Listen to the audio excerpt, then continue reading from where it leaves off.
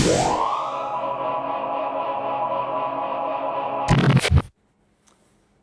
morning and welcome back to Addicted Motors YouTube channel. My name is Troy and you've entered another episode of the daily Rover Review auction series where we talk about dealer auction Land Rovers and Range Rovers not available to the public. And I'm also pretty excited about this one because we're on a streak of cheap garbage, and that's exactly what this is.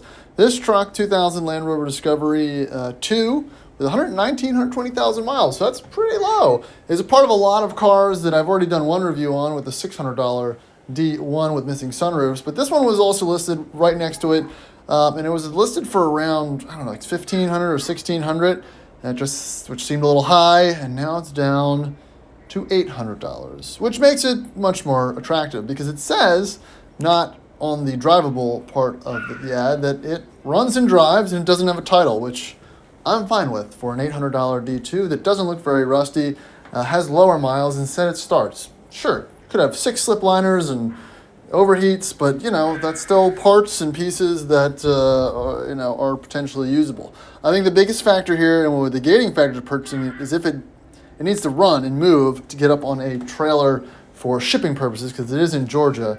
If you see this is some of the other sellers' other offerings.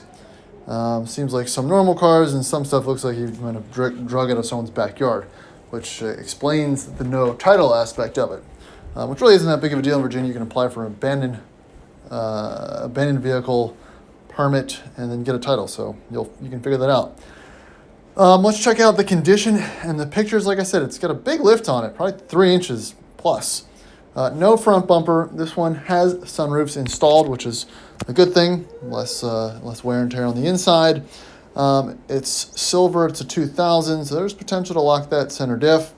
It's got 4 tires that hold air. 5 tires and a spare. Pretty good. And it doesn't really look very rusty. Also, again, Georgia truck. That's a good sign, unless it was by the water. You're not too much at risk. It also comes with some branches and vines, preferably from where it was drug out of.